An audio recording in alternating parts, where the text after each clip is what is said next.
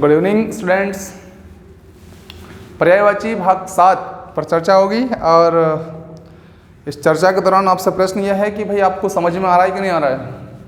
पर्यायवाची समझ में आ रहा है, आसानी से याद हो रहा है। वर्ड पावर का बड़ा महत्व है किसी भी भाषा में, ठीक है ना। तो आपको इस पर ज़्यादा ध्यान देना है, ठीक है। आप सबको मेरी तरफ से सलाम, नमस्ते, सत श्री अकाल, आदाब, गुड इवनिंग और स्वागत है आप सबका dear students dear Khan sir YouTube channel पर, study with dear Khan sir YouTube channel पर। आइए शुरुआत करते हैं भाग 7 की और देखते हैं। सबसे पहला है हमारा शब्द कृपा, है ना। तो कृपा कर दो या दया कर दो बात एक ही है, या अनुग्रह कर दो या अनुकंपा कर दो बात एक ही है। अनुग्रह, अनुकंपा, दया, कृपा, ठीक है। सिंपल शब्द है वैसे तो, लेकिन फिर भी ये 2 शब्द और अलग से करवा दूं मैं, अनुग्रह और अनुकंपा। देखो भाई, ये अनु नाम की एक लड़की है, अनु, है ना। उसके घर कोई आया होगा पानी के लिए, प्यासा होगा कोई कि भाई पानी पिला दो हमें, है ना। तो वो कह रहा है आपकी बड़ी कृपा होगी अनु, आपकी बड़ी कृपा होगी। कृपा मतलब कंपा होगी, अनुकंपा। आप अनु के घर आया, कृपा, दया मांगने के लिए एक तरह से, तो अनु आपकी बड़ी कृपा होगी। अनुकंपा, अनुग्रह, दया, ठीक है ना। किसके घर आया था? अनु के घर आया, राइट। अनुग्रह, अनुकंपा। फिर देखिए क्रोध में, अब क्रोध के अधिकांश तो आपको याद होगा, जैसे गुस्सा याद है आपको, आक्रोश याद है आपको, है ना। उसके बाद में रीस याद है आपको, रूठ भी याद होगा, क्रुद्ध, रूष, है ना। चलो बहुत सारे याद है वैसे तो, चलो कोई बात नहीं, देख लेते हैं। फिर भी देखो, रोष में है मतलब क्या, वही रीस में, रोष में मतलब गुस्सा, और इसको बोलते हैं क्या, कोप। कोप मतलब भी क्या, गुस्सा, है ना। जैसे किसी को, राम को काफी क्या है, गुस्सा है, या भीम को काफी गुस्सा है, तो को मतलब कोप, कोप मतलब क्या, गुस्सा, ठीक है। अब इतना ज्यादा गुस्सा है भाई साहब को कि बोल रहे हैं आ मजदू तेरे को, सामने वाले किसी से बोल रहा है आ मजदूंगा तेरे को एक ही झटके में, मजदूं, आ मजदूं। अमर्ष, आक्रोश, आ गया रोष, आ गया रोष, अब ठीक है ना। रीस, रीस में आदमी क्या हो जाता है, रीस कब आती है, जब वो रूठ जाता है ना। रूठा हुआ आदमी, नहीं मुझे तो नहीं चाहिए, मतलब रूठा हुआ भी है आदमी, कैसा है, रूठा हुआ है। क्रोध में क्रुद्ध है, ठीक है। हर किसी के प्रति, सबके प्रति, घर में जितने भी उन सबके प्रति वो गुस्से में है, आक्रोश में है। प्रतिध्य, सबके प्रति गुस्से में है, प्रतिध्य, ठीक है। और आपको मालूम होगा ये बंदा जो है ये बहुत गुस्सेल आदमी या गुस्सेल व्यक्तित्व के धनी थे, ठीक है ना। भीम, हर छोटी छोटी बात पर क्या आता था, गुस्सा, भीम, तो उन्हीं के नाम से रख दिया भीम, गुस्सा। रूसा, रीस, रीसा से रूसा, अब रीस से रूसा पढ़ सकते हो ना, रीसा गया हो, रीसा गया मतलब रूसा गया, मतलब गुस्से में हो गया हो, ठीक है ना, ऐसे। चलिए अगला देखिए, खग। खग मतलब क्या भैया, पक्षी, है ना। तो जो याद है पहले, सबसे पहले उसको देख, पक्षी याद है हमको, चिड़ियाँ भी याद है, चिड़ियाँ भी पक्षी है, ठीक है ना। और पंछी भी याद है हमको, पक्षी, पंछी, है ना। चलो ठीक है, अब देखते हैं बाकी क्या। अब देखो भैया, यदि कोई पक्षी ऐसा है जो आपके छत पे आकर बैठ गया है और आप उसे भगाना चाहते हैं, क्योंकि आपने गेहूं वगैरह कुछ डाल रखे हैं छत पे, है ना, सुखाने के लिए, तो आप क्या करेंगे, इस पक्षी को भगाएंगे, है ना। क्योंकि वो आपके गेहूं को बिखेर देंगे।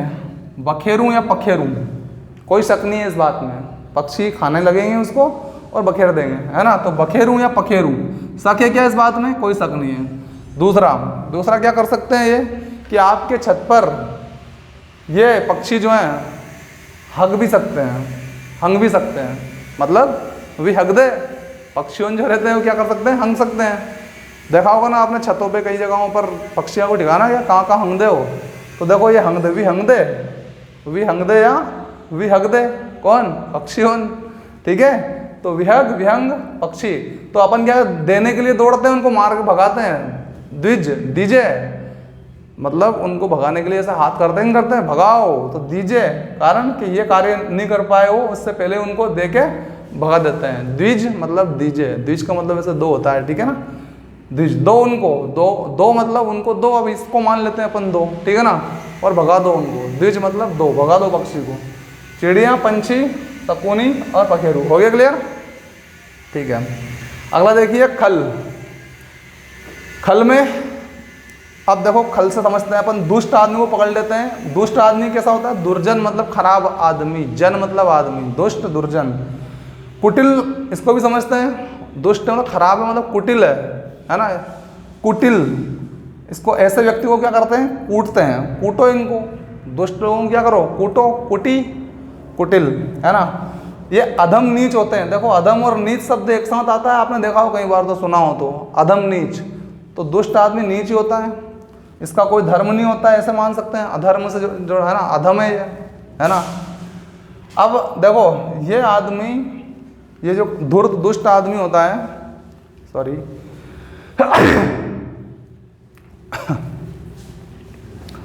तो जो दुष्ट आदमी होता है, अगर ये पकड़ा जाता है, कोई उल्टा काम करते हुए पकड़ा जाता है, तो जो पाजी होते हैं ना, पाजी इसको मार मार के सटासट उड़ाएंगे इसमें, पाजी सटासट उड़ाएंगे शैतान में, सटासट दुष्ट शैतान में क्या करेंगे? सटासट उड़ाएंगे, और बिल्कुल इसकी कमर या पीठ जो होगी ना, उसको पापड़ बना देंगे। पापड़ क्या बना देंगे? पापड़।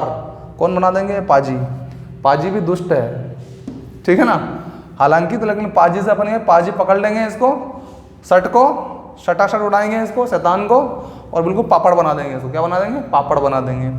वंचक, बिल्कुल इसको चकाचक कर देंगे, दो के चकाचक।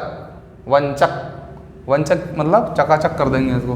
तो वंचक मतलब भी क्या होता है? ये वंचक मतलब भी दुष्ट होता है, ठीक है। तो वंचक, दुष्ट, पापी, दुर्जन, अधम, नीच, ये सब खल के पर्यायवाची है ना। खल को भी इसको याद करने का तरीका यही है भैया कि खल मतलब क्या है, इसको हर आदमी की उन्नति क्या है? खलती है। अब क्या होती है? खलती है। खलती मतलब खटकती है। तो हो गया ना दुष्ट एक तरह का है। अगला देखिए खंबा। खंबा का तो याद ही है आपको, खंबा बीम वगैरह जो होता है, खंब, स्तूप, स्तंभ। अच्छा, खंब से तो खंबा हो ही जाएगा, है ना। खंबा, स्तूप और स्तंभ। स्तूप को और देख लेते हैं अपन, जैसे कि किसी खंबे पे अगर ऊपर चढ़ जाए अपन, तो वहाँ पे धूप ज़्यादा लगेगी ना, धूप ज़्यादा लगेगी। तो इस पर क्या है? धूप ज़्यादा लगती है, खंबे पे धूप ज़्यादा लगती है। भाई आपके दिमाग में इमेज बनाया करो, आप जब मैं बोलता हूँ ना, तो ऐसी इमेज के खंबे पे चढ़ गए आप, तो देखो वहाँ धूप ज़्यादा लग रही, तो खंबे पे मतलब इस पर धूप ज़्यादा। स्तूप है ना, स्तंभ, इस पे तम चढ़ के देख जो, इस पर तम चढ़ के देख जो, धूप ज़्यादा लगेगी। स्तंभ, इस पर तंबी चढ़ के देख जो, ठीक है ना। स्तंभ, इस पर तंबी चढ़ के देख जो, ठीक है। अगला देखिएगा खून। देखो भाई, खून को रक्त के रूप में हम जानते हैं, रुधिर के रूप में जानते हैं, लोई बोलते हैं, लोई, लहू भी बोलते हैं, और लहू से लोहू, ठीक है। मतलब रक्त खुद कह रहा है लो मैं भी हूँ आपके अंदर, लो हूँ। अच्छा, ये मेन शब्द है जो थोड़ा सा अलग हो सकता है, शोणित। अच्छा, खून ऐसे डायरेक्ट दिखता है क्या इस बॉडी में? नहीं दिखता है। तो देखो खून जो है शो नहीं होता है, शो मतलब इंग्लिश टू हिंदी दिखता नहीं है ना, तो शो नहीं दिखता है, नी शो नहीं होता है, वो शो नहीं होता है। खून जो है शो नहीं होता है, राइट। तो शोणित, रक्त, लहू, रुधिर, शोणित और लोहू, ठीक है। खरा, देखो किसी आदमी के बारे में कहा जाता है खरा आदमी है यार, खरा आदमी है मतलब बिल्कुल कपटी नहीं है वो, निर्मल हृदय का है, जो बात है वो कह देता है, निर्मल है, अच्छा है, साफ है, शुद्ध है, स्वच्छ है, ठीक है ना। ये सब खरा का पर्यायवाची है। तो देखो स्वच्छ, खरा का मतलब क्या? खरा सोना बोलते ना, खरा सोना है, खरा सोना मतलब बिल्कुल साफ है ना। तो देखो साफ कोई स्वच्छ कहते हैं, स्वच्छ कोई शुद्ध कहते हैं, और शुद्ध कोई अच्छा बोलते हैं, राइट। और ये निर्मल यानी कि जिसका मन कैसा हो? निर्मल हो, कैसा हो? निर्मल हो। बात समझ में आ गया? खरा। खिड़की, देखो भाई झरोखा, खिड़की का मतलब क्या? झरोखा, वातायन, गवाक्ष, अंतः द्वार, दरीचा, बारी और चौबारी। अब इसको समझें आप लोग। खिड़की सबने देखी है? सबने देखी है सर। तो आपने झरोखा दर्शन शब्द सुना होगा इतिहास में, झरोखा दर्शन। बताइए कमेंट बॉक्स में, झरोखा दर्शन कहाँ पर प्रचलित था, है ना। तो झरोखा में से दर्शन देने आते थे बादशाह, अब कौन थे वो आप बताइए, ठीक है। तो झरोखा दर्शन मतलब खिड़की में से अपने दर्शन कराते थे जनता को, ठीक है, झरोखा दर्शन। वातायन, देखो खिड़की में से क्या आती है, वात आती है, वात मतलब हवा, हवा आए नहीं इसमें से, वातायन, वात आने के लिए खिड़की। गवाह, कई बार क्या होता है हम लोग मेन गेट से ना निकलते हुए खिड़की में से शॉर्टकट रास्ता जो होता है उसमें से चले जाते हैं, तो घर वाले के गया तो गया, खिड़की में से निकल गया, गवाह, गवाह, गवाह मतलब गया, ठीक है ना। और ये अंदर से द्वार था ना, दूसरा द्वार, मेन गेट में था, अंतः द्वार से गया, अंतः द्वार से गया, अंतः द्वार। देखो इसी खिड़की को ही क्या बोलते हैं, सबको याद होगा, बारी भी इसे कहते हैं, बारी है ना, चौबारी कम लोगों को याद होगा, तो बारी चौबारी है ना।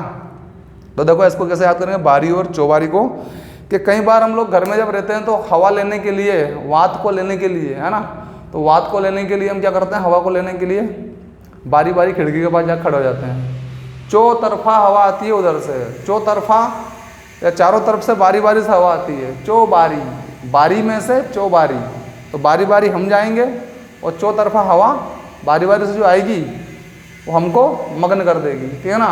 तो बारी चौबारी, तो एक महिला दूसरी महिला को बोल रही है दरी जा, दरी तू भी जा, हवा ले ले थोड़ी बहुत, दरी जा या दरी चा, दरी बोलते हैं एक महिला दूसरी महिला को, दरी चा या दरी, या ऐसे तो दरी हवा तो चाह, और हवा चाह इसलिए खिड़की भी चाह, है ना, दरी चाह, राइट।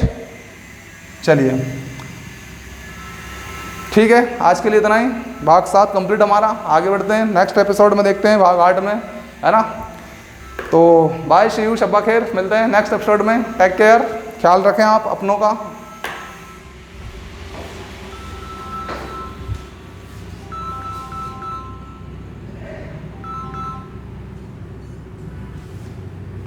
कुछ ना कुछ तो